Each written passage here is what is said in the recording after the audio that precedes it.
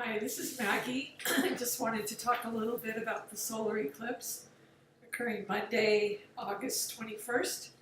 Uh, it will be in Leo. I'm just going to give the degrees because if it falls on any of your planets, then it will really have a much larger impact. But it will anyway for the next 6 months, or actually a few months prior to this eclipse. Be feeling the energy. So the sun will be at 28 degrees, 28.8 degrees Leo, and the moon will be 17 degrees, 59. So anything around 17 degrees moon, or 28 degrees your sun. Anything falling on those planets, like if you have other planets in Leo, you're really going to feel the impact. Or if you have planets squaring or in opposition or in trine, you will really feel the impact. So for me, I think it's going to be great. I think it's going to be just really arouse creativity in people. It's happening right before everything goes into Virgo, the next day or two. So it's just going to carry the Leo influence into all of Virgo. When all the planets go into Virgo, we'll still be feeling this Leo energy, which is awesome for, it's if fire sign energy. Leo's extremely creative and self-expressive, and if you're into any kind of, you can have self-expression in any way. It doesn't have to strictly be theater and the arts and singing, and any kind of way. So it will make personalities very forceful, direct, because it is in fire. Also, there's Mars is in fire sign, and let's see, Mars is 7 degrees and 24, 7 degrees Mars.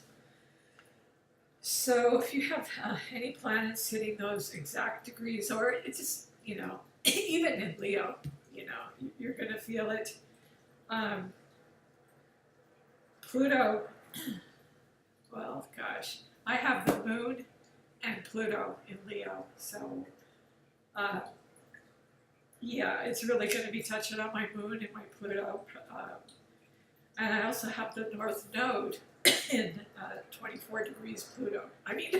Sorry, 24 degrees in Leo. So for me personally, I don't know. All I can think of is self-expression.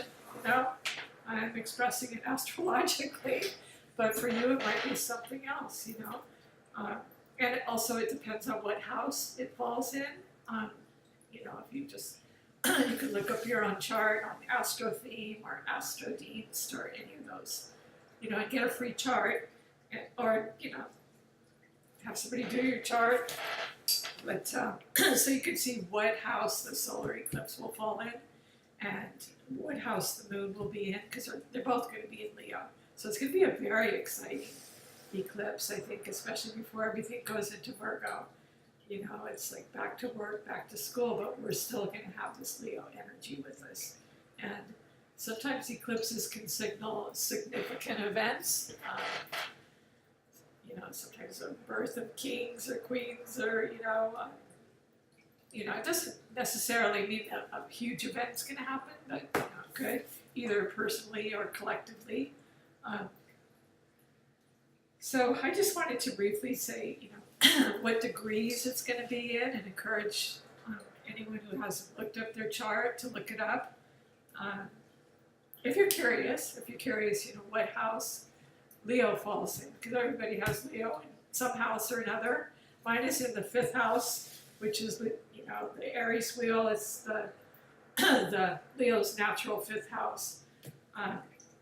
So for you, it might be in your 7th house of relationships, so it will really affect your relationships. Or if it's in your 6th house, it will affect your work. If it's in your 10th house, it will affect your career.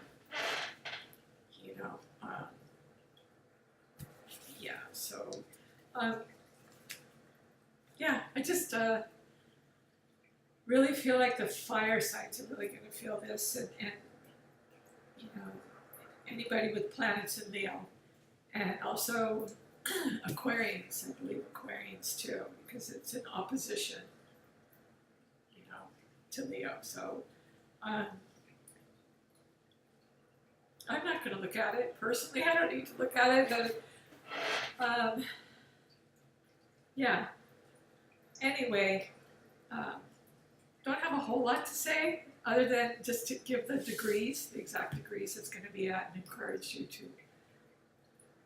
look for your house. I encourage you to look for your house. Okay, well, the fourth house would be home. If you have Leo in your fourth house, it would affect your home life, your mother, because the moon rules the fourth house. If you have Leo in your third house, I'm kind of going around the wheel backwards randomly, but that's okay. If you have Leo in your third house, it's ruled by Gemini, so it would be communication. You could get some powerful communication, maybe about anything. You know, it could be about your family, but and it also is short trips, cousins, brothers and sisters, all those things. Gemini would be under Gemini. So if Leo falls in your second house, it's what you value in your material assets and your money. So watch your money. Just keep a close eye on it. You know, just at least it's not Uranus, right? So it's not going to like really shake it up. But Uranus will be going into the second house pretty soon. So yeah, I'm a little concerned about that when it hits my finance sector. But right now we're talking about the Leo eclipse. So, and if you have it in the first house, Aries rules the first house, so it would be it would affect yourself, or if you have Leo on your ascendant or on your moon, if you have a Leo moon, it would affect you powerfully. So if the eclipse falls on your ascendant, both the sun and the moon, and if your ascendant's in Leo, that's yourself. So you know, it doesn't necessarily. This isn't really predictive, you know.